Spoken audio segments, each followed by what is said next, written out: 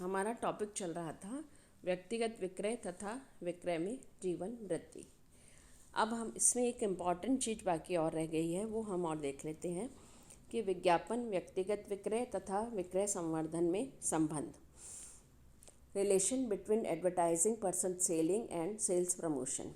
विज्ञापन व्यक्तिगत विक्रय अर्थात विक्रय कला यानी सेल्समैनशिप तथा विक्रय संवर्धन प्रत्येक संस्था के संवर्धनात्मक मिश्रण यानी प्रमोशनल मिक्स। ये तीन बड़े अंग हैं। ये तीनों एक दूसरे से भिन्न होते हुए भी परस्पर रूप से संबंधित हैं।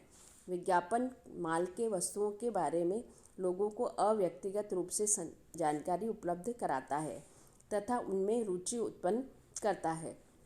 दूसरी ओर विक्रय कला लोगों की रुचि की इच्छाओं तथा आवश्यकताओं में परिणत करती है तथा उनको माल क्रय करने के लिए प्रेरित करती है। विक्रय संवर्धन इन दोनों क्रियाओं के लिए सहायक या पूरक क्रिया की भूमिका निभाती है। इन दोनों में रही कमियां या खामोशियों को पाटता है। इस प्रकार दोनों की प्रभावशीलता को बढ़ाने में योगदान देता है तथा इन दोनों में आवश्यक समन्वय स्थापित करता है। वस्तुतः अगर हम देखें तो विक्रय प्रक्रिया विज्ञापन का प्रथम छोर है और विक्रय अंतिम छोर। विज्ञापन ग्राहकों को माल की उपलब्धता की सूचना देता है, उनसे माल क्रय करने की रुचि जागृत करता है, जबकि विक्रय कला रुचि की इच्छा तथा आवश्यकता में परिणत कर ग्राहकों को माल के क्रय करने के लिए प्रोत्साहित करती है और उन्हें माल बेचती है। किंतु विज्ञापन करने से ही विक्रय कार्य में सफलता प्राप्त नहीं होती। विज्ञापन करने से केवल ग्राहकों को माल की जानकारी मिलती है तथा माल के प्रति रुचि जागृत होती है, किंतु यह रुचि कुछ कारणों से समाप्त भी हो सकती है। वो कारण ये है कि जब अन्य विज्ञापन देखने, पढ़ने, सुनने को मिले तो उसका अन्य माल के प्रति रुचि उत्पन्न हो जाती है। सेकंड, जब विज्ञापित माल व्यापारी माल के पास उपलब्ध ही ना हो और वो इतनी मात्रा में ना हो कि वो ग्राहकों तक पहुंचा सके। थर्ड, उसमें जब व्यापारी उस विज्ञापित माल के बेचने की बजाय किसी अन्य उत्पादक के माल के बेचने में रुचि लेने लगे। तो इस प्रकार तीनों परिस्थितियों में ही एक विज्ञापन की प्रभावशीलता समाप्त हो जाती है। उन निर्माताओं के विक्रयकर्ता को अपने माल को देखने और बेचने का अवसर ही नहीं मिलता। ऐसी संभावनाओं को समाप्त करने अर्थात विज्ञापन के प्रभाव को स्थायी बनाने, व्यापारी को उत्पादक का माल बेचने के लिए तत्पर करने के लिए, ग्राहक को विक्रयकर्ता तक पहुंचाने के लिए विक्रय संवर्धन जैसे साधनों का उपयोग करना ही पड़ता है। तो फिर वापस से हम अगर देखें तो विज्ञापन और विक्रय कला दोनों ही विक्रय कार्य के दो छोर या ध्रुव यानी टू पोल्स कहे जा सकते हैं। इन्हें हम व्यापार या बाजार रूपी नदी के दो छोर या किनारे कह सकते हैं।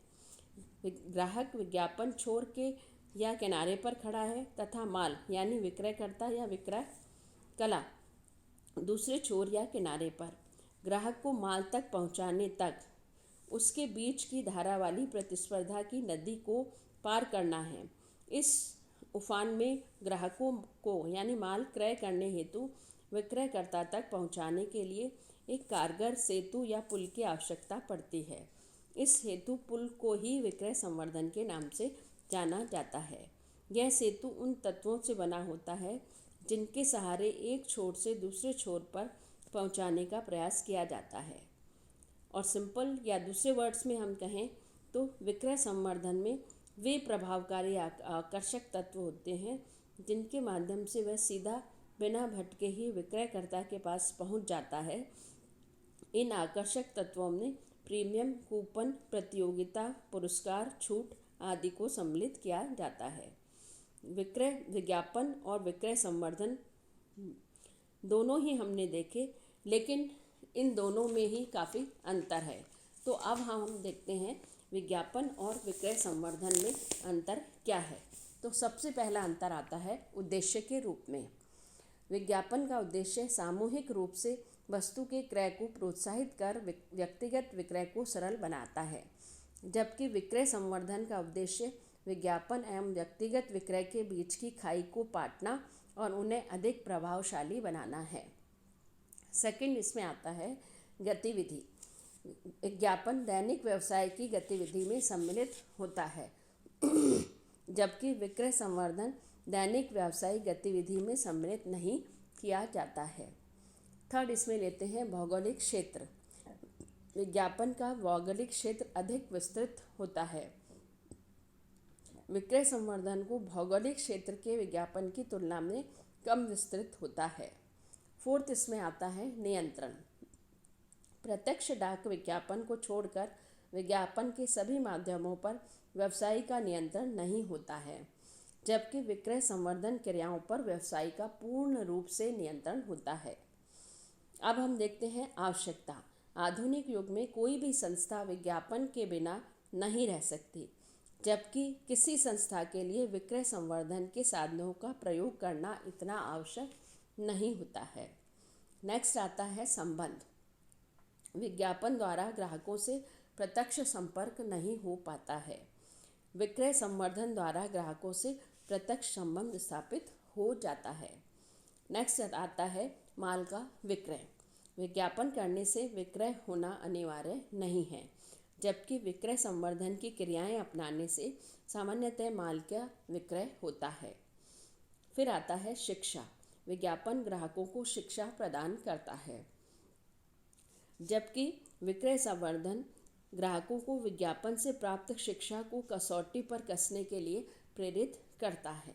एंड लास्ट, विक्रय में भूमिका। विज्ञापन ग्राहकों को दुकान तक खींचकर लाने में मदद करता है, जबकि विक्रय संवर्धन दुकान पर आए हुए ग्राहकों को माल खरीदने अथवा तुलनात्मक रूप से अधिक मात्रा में माल खरीदने के लिए प्रेरित करता है। तो ये तो देखा हमने विज्ञापन और विक्रय संवर्धन में अंतर। अब हम देखते हैं विक्रय संवर्धन और व्यक्तिगत विक्रय यानी विक्रय कला में क्या अंतर है। Difference between sales promotion and personal selling. तो सबसे पहले देखते हैं कार्य। विक्रय संवर्धन का कार्य विक्रय कला की प्रभावशीलता को में वृद्धि करना है, जबकि व्यक्तिगत विक्रय से ग्राहकों को माल के प्रति इच्छा तथा आवश्यकता जागृत की जाती है और उन्हें माल बेचा जाता है।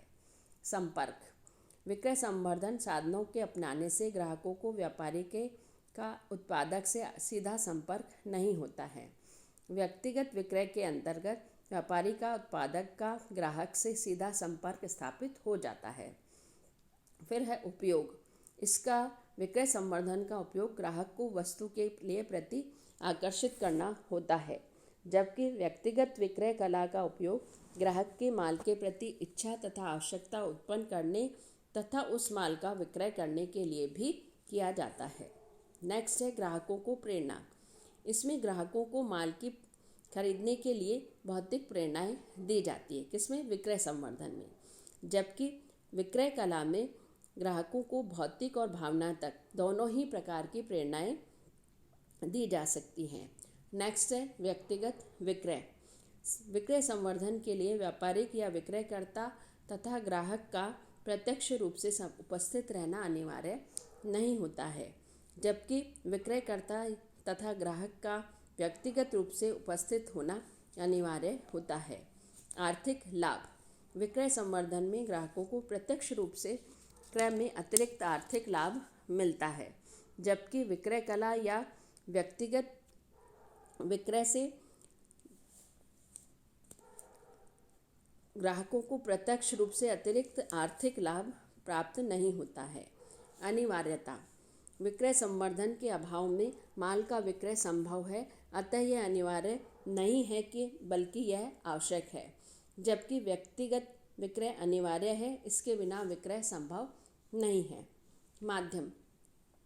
यह केवल मौखिक, लिखित, दृश्य और श्रव्य किसी रूप में भी प्रस्तुत किया जा सकता है, जबकि व्यक्तिगत विक्रय या विक्रय कला केवल मौखिक ही हो सकती है। इसके बाद आता है कि जिज्ञासाओं की उत्पत्ति। यह माल के प्रति अधिक जिज्ञासाएं उत्पन्न करता है, जबकि पर्सनल सेलिंग में माल के प्रति जिज्ञासाओं को संतुष्ट कर माल का विक्रय करती है। फिर इसमें पूरक या सहायक, यह व्यक्तिगत विक्रय के लिए सहायक या पूरक है। व्यक्तिगत विक्रय विक्रय संवर्धन में कोई सहायता या संवर्धन में कोई सहायता प्रदान नहीं करता है। एंड लास्ट है निरंतरता। विक्रय संवर्धन कार्य निरंतर नहीं किए जाते, ये नॉन रिकरिंग यानी अनावर्ती होते हैं, जबकि व्यक्तिगत विक्रय कार्य का एक दैनिक कार्य है जो निरंतर रूप से चलता है। अब हम देखते हैं, जब हमने इन सब के अंतर देख लिए तो अब हम एक और अंतर देख लेते हैं, वो है विज्ञापन एवं विक्रय कला या व्यक्तिगत विक्रय में अंतर। Distinction between advertisement and salesmanship या पर्सनल सेलिंग।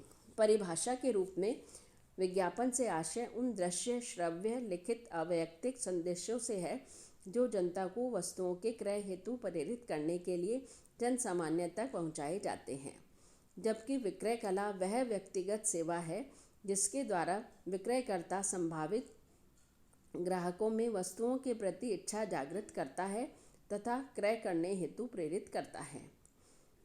कार्य के संबंध में विज्ञापन का कार्य ग्राहक को विक्रेता की दुकान तक लाना होता है, जबकि विक्रय कला का कार्य दुकान पर आए ग्राहक को माल का विक्रय करना है। प्रभाव। विज्ञापन किसी भी वस्तु के गुणों एवं उसकी उपयोगिता पर प्रभाव या प्रकाश डालता है। विक्रय कला प्रत्येक ग्राहक की आवश्यकता अनुसार उसकी वस्तु की श्रेष्ठता और उपयोगिता पर प्रकाश डालता है। प्रयोग। विज्ञापन का प्रयोग समाज को आकर्षित करने के लिए किया जाता है। विक्रय कला का अलग अलग रुचि वाले ग्राहकों को उनकी इच्छा के अनुसार संतुष्टि प्रदान करने में सहायक है। ग्राहक को प्रेरणा। विज्ञापन द्वारा ग्राहक को अव्यक्तिगत रूप से प्रेरित किया जा सकता है। विक्रय कला के माध्यम से विज्ञापन से आकर्षित ग्राहकों को माल का विक्रय करने के लिए व्यक्तिगत रूप से प्रेरित किया जा सकता है। शंकाओं का समाधान। विज्ञापन प्रत्येक ग्राहक के उत्तर देने तथा उनकी जिज्ञासाओं को शांत करने में असमर्थ है। विक्रय कला प्रत्येक माह का ग्राहक का उत्तर देने और उनकी जिज्ञासा को शांत करने में पूर्णतया समर्थ होता है। भावी ग्राहक के संबंध। विज्ञापन द्वारा भावी ग्राहक से व्यक्तिगत संबंध स्थापित नहीं होते हैं, जबकि विक्रय कला में भावी ग्राहक से व्यक्तिगत संबंध स्थापित होते हैं। माध्यम। विज्ञापन लिखित, मुद्रित या चित्रमय हो सकता है, जबकि विक्रय कला मौखिक होती है। अब आता है व्यक्तिगत उपस्थिति। विज्ञापन में व्यक्तिगत उपस्थिति आवश्यक नहीं है, जबकि विक्रय कला में विक्रयकर्ता के लिए व्यक्तिगत उपस्थिति अति आवश्यक है। प्रभाव की जानकारी। विज्ञापन द्वारा ग्राहक की भावनाओं और मस्तिष्क पर हुए प्रभाव की जानकारी नहीं की जा सकती, जबकि विक्रय कला के द्वारा ग्राहक की भावनाओं और मस्तिष्कों पर हुए प्रभावों की भली भांति जानकारी की जा सकती है। क्षेत्र पर नियंत्रण। डाक द्वारा प्रत्यक्ष विज्ञापन के अतिरिक्त सभी विज्ञापन साधनों के क्षेत्र पर प्रभावकारी नियंत्रण रखना कठिन हो जाता है। विक्रय कला के क्षेत्र पर उनका नियंत्रण रहता है, जहाँ पर आवश्यकता होती है वहाँ विक्रयकर्ता वो अपने भेजा जा सकता है। और लास्ट है लोचशीलता। विज्ञापन में लोचशीलता का गुण पाया जाता है, अतः परिस्थितियों के अनुसार उसमें समायोजन करने में थोड़ा समय लग सकता है, जबकि विक्रयकर्ता ग्राहक, समय, परिस्थितियों आदि का ध्यान में रखते हुए विक्रय कला की शैली में परिवर्तन कर सकता है। तो इस तरह से हमने देखा कि इन सब में क्या अंतर है, और लास्ट जो हमारा अंतर हमने अभी देखा विज्ञापन और विक्रय कला।